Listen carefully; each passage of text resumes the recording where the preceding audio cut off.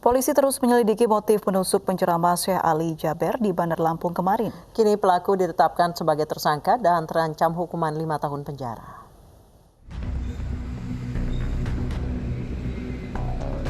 Polisi terus mendalami kasus penusukan penceramah Syekh Ali Jaber di Masjid Falahuddin, Bandar Lampung, Minggu sore kemarin.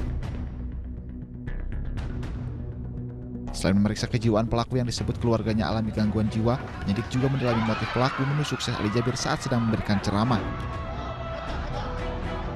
Tersangka ini sudah sering melihat ya di tayangan di media terkait dengan tausiah yang diberikan ataupun nasihat.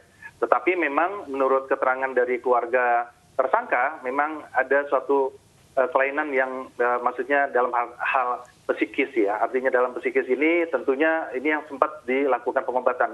Untuk motivasi dan lain sebagainya kami sedang dalami karena memang alat bukti ataupun barang bukti yang ada seperti pisau itu adalah pisau yang digunakan kesehari-harinya, digunakan bukan dipersiapkan jauh-jauh hari, tapi memang itu adalah pisau yang digunakan untuk keluarga daripada tersangka AA itu sendiri dalam kegiatan sehari-hari di rumah.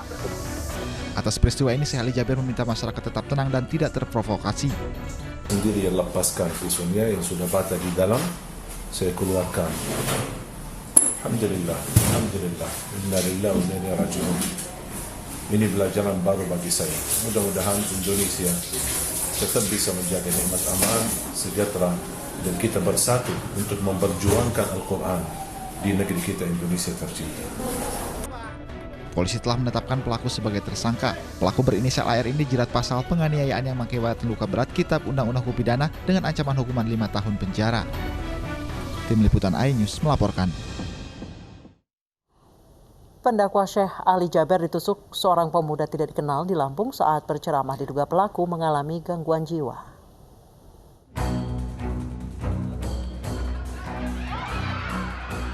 Penceramah Syekh Ali Jaber ditusuk saat sedang mengisi ceramah di Masjid Falahuddin, Bandar Lampung, Minggu sore.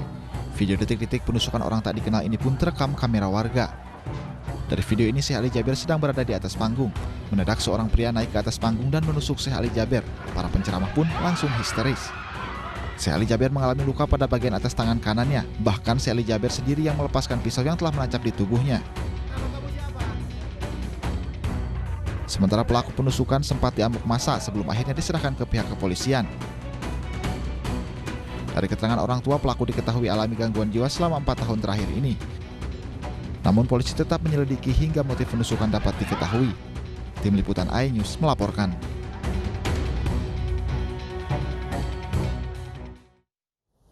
Ya, siapa sebenarnya penusuk Syekh Ali Jaber di Lampung? Benarkah pelaku mengalami gangguan jiwa? Kami akan kupas bersama Kabid Humas Polda Lampung, Kombes Pol Zahwani Pandra Arsyad. Selamat sore Pak Pandra. Ya, Assalamualaikum warahmatullahi wabarakatuh. Waalaikumsalam warahmatullahi wabarakatuh. Pak Pandra, siapa sih sebenarnya Pak yang menusuk Syekh Ali Jaber di Lampung ini? Apakah betul mengalami gangguan kejiwaan? Penyelidikan terkini seperti apa? Ya, baik. Kemarin kita sudah ketahui bersama bahwa ada musibah yang mengakibatkan salah seorang penceramah dan ulama dan penceramah yaitu Syekh Ali Jaber. Ya, kejadian pada hari Minggu tanggal 13 September 2020 sekitar pukul 17. Jadi tepat menjelang 24 jam yang lalu ya kejadian ini. Tentunya mengakibatkan adanya luka tusukan yang mengakibatkan lengan daripada Syekh Ali Jaber mengalami luka-luka.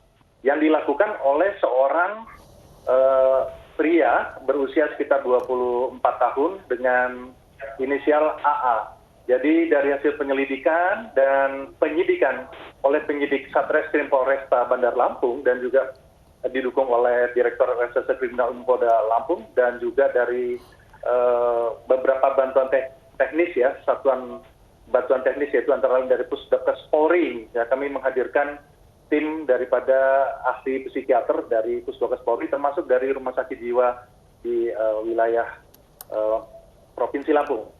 Jadi perlu kami jelaskan di sini tersangka AA melakukan tindakan tersebut diakuinya dan di hasil pemeriksaan sehingga kami dapat melanjutkan pemeriksaan tersebut dan menetapkan untuk tersangka dengan persangkaan di mana diatur di dalam pasal 351 ayat 2 yaitu penganiayaan menyebabkan seseorang mengalami luka-luka. Nah, ini juga dapat ancaman sekitar 5 tahun dan juga ini mengakibatkan juga keyakinan daripada tersangka ini yang harus kami korek karena pelaku atau tersangka ini melakukan tindakannya ini yang kira-kira kita harus cek korelasinya, karena memang dari orang tua korban kan sudah menyampaikan bahwa tersangka ini sempat dilakukan pengobatan, dan kami tidak cukup sampai di situ. Penyidikan kami dalam proses untuk penyidikan dalam artinya penegakan hukum tetap berjalan. Artinya di sini penyidik sudah menetapkan tersangka AA sebagai pelaku dan telah dilakukan penahanan dari mulai saat hari ini tanggal 14 September 2020. Dan sambil kita lakukan observasi yang dilakukan oleh tim dokter dari Rumah Sakit Jiwa di Provinsi Lampung dan juga tim dari Rumah Sakit dari Pusdokes Polri, maksud kami. Ada dua tim dokter. Pak Andra, sejauh ini jika memang pelaku bisa diajak untuk berkomunikasi atau tanya jawab, motifnya apa ya? Ya, itu yang saya katakan tadi. Rupanya kan kita sudah jelaskan tadi bahwa beberapa waktu yang lalu, setahun yang lalu atau beberapa, tersangka sering melihat tayangan-tayangan yang disaksikan langsung di salah satu media, sehingga dia ada yang namanya halusinasi visual yang dia rasakan seperti itu. Dan dia merasa seperti terbayang-bayangi, itu yang dia rasakan pada saat itu kepada kami. Ada kemarahan terhadap Syekh Ali Jaber gitu, Pak Pandra? Iya, betul.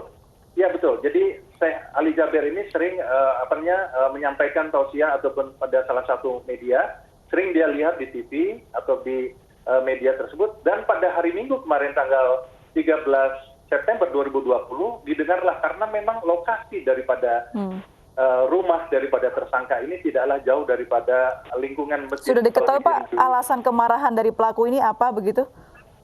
Ya, ini yang kami selalu bekerja dalam proses scientific crime investigation, artinya penyidikan tindak pidana yang berdasarkan ilmu pengetahuan dan teknologi. Tentunya kami tidak serta-merta percaya apa yang dikatakan dia. Makanya kami memerlukan bantuan teknis melalui saksi ahli ini.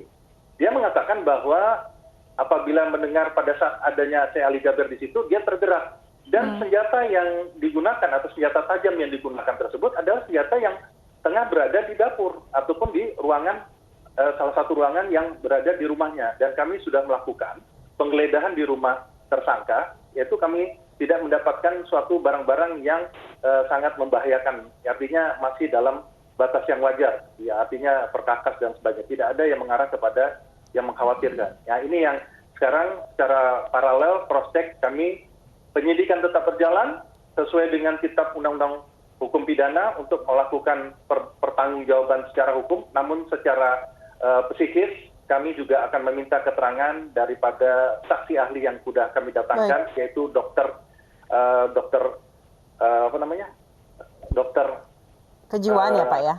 Dokter ahli jiwa, dua orang dokter ahli jiwa, ya dokter dua ahli jiwa tersebut yang nantinya akan menyampaikan kepada kami.